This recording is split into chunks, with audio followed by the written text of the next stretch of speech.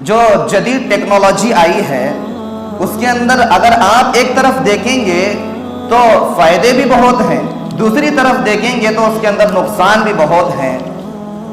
جیسے فوائد یہ ہیں، جن لوگوں کے پاس بیل تھے تو ان کے پاس چھوٹی چھوٹی ٹریکٹر آ گئی، اور اسی طرح 2 گھالے کی بھی مشین آ گئی جس سے وہ ہرکتے ہیں، ہل چلاتے ہیں، تو انہیں بیلوں کا کوئی ابھی ٹینشن نہیں ہے، اسے چارہ لا کر ڈالنا اور اسی طرح اسے سنبھالنا، نگرانی کرنا، بیلوں کا کوئی ٹینشن نہیں رہا۔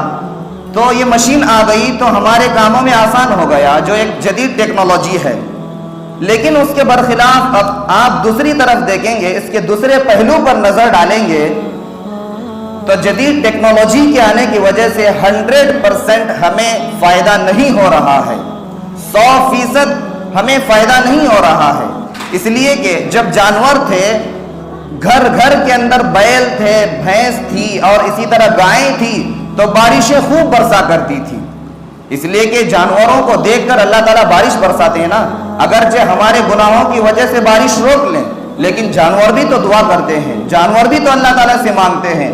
تو جب گھر گھر کے اندر بھینس تھی، گھر گھر کے اندر گائیں تھی، گھر گھر کے اندر بیل تھے جس سے ہل جوتے جاتے تھے، خوب بارشیں ہوا کرتی تھی، اللہ تعالیٰ ان جانوروں کی وجہ سے بارشیں دیا کرتے تھے۔ لیکن آج جب مشینیں آ گئی تو بارش کا کیا حال ہے؟ جو تھوڑی بہت بارش ہو رہی ہے وہ تھوڑے بہت جانوروں کی وجہ سے ہو رہی ہے۔